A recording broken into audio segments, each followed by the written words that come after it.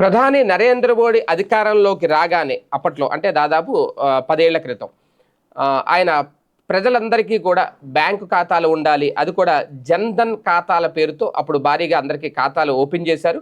ఆ ఖాతాల్లోనే కేంద్రానికి సంబంధించిన పథకాలకు సంబంధించిన సొమ్ములు జమ చేయడం కూడా ప్రారంభించారు. చాలామంది ఆ జన్‌ధన్ ఖాతాలు ఓపెన్ చేసుకున్నారు. ఎందుకంటే ఉచితంగా కేంద్ర ప్రభుత్వం ఇచ్చింది కాబట్టి. అయితే ఇప్పుడు తాజాగా అంటే దీన్ని పీఎంజేడీవై అంటారు. అంటే ప్రధానమంత్రి జన్‌ధన్ యోజన ఈ ఖాతాల పేర్లు. దీంట్లో దాదాపుగా ప్రస్తుతం 56.03 కోట్ల వరకు ఉన్నాయంట ఈ ఖాతాలు. ఇందులో 23% నిరుపయోగంలో ఉన్నాయి అనేది కేంద్ర ఆర్థిక శాఖ సహాయ మంత్రి పంకజ్ చౌదరి తెలిపారు.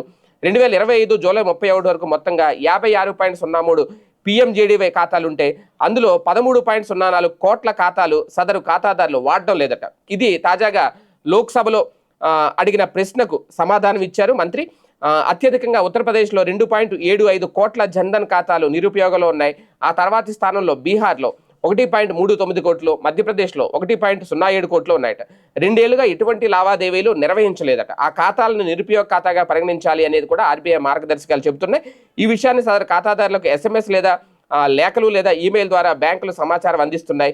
పసిడి రుణాల్లో నిరర్ధక ఆస్తులు నిష్పత్తి 2023లో 0.2% నుంచి 2025 మార్చిలోగా స్వల్పంగా పెరిగి 0.22% చేరింది. ఎగువ మధ్య విభాగాల్లోని అలాగే ఎన్బిఎఫ్సిలకు ఇదే కాలంలో ఇది 1.21% నుంచి 2.14% పెరిగిందట. అయితే ఇక్కడ కీలకమైన అంశం ఏంటంటే వాస్తవానికి వీళ్ళు చెబుతున్న లెక్క ప్రకారం నిరుపయోగంలో ఉన్న ఖాతాలు ఏవైతే ఉన్నాయో మొత్తం 13.04 కోట్లు అంటే దాదాపుగా 13 కోట్లకు పైగా ఖాతాలు నిరుపయోగంగా ఉన్నాయని. వాళ్ళకి ఎక్కువగా జన్‌ధన్ ఖాతాలు ఓపెన్ చేసింది ఎవరు? పూర్తిగా మధ్యతరగతి కూడా కాదు, ఇంకా పేదలు నిరుపేదలు వాళ్ళకే ఎక్కువ ఈ జన్‌ధన్ ఖాతాలు ఓపెన్ చేశారు. ఎందుకంటే మధ్యతరగతి వాళ్ళకి కూడా చాలా మందికి బ్యాంక్ ఖాతాలు ఉంటాయి.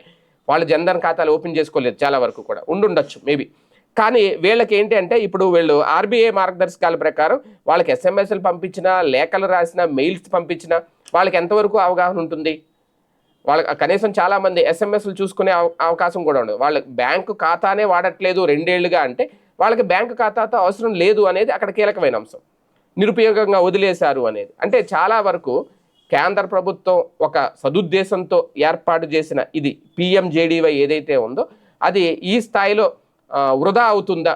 దాదాపు 13 కోట్ల మందికి అవసరం లేకుండా పోయిందనేది కూడా ఇక్కడ ఆలోచించాల్సిన అంశం.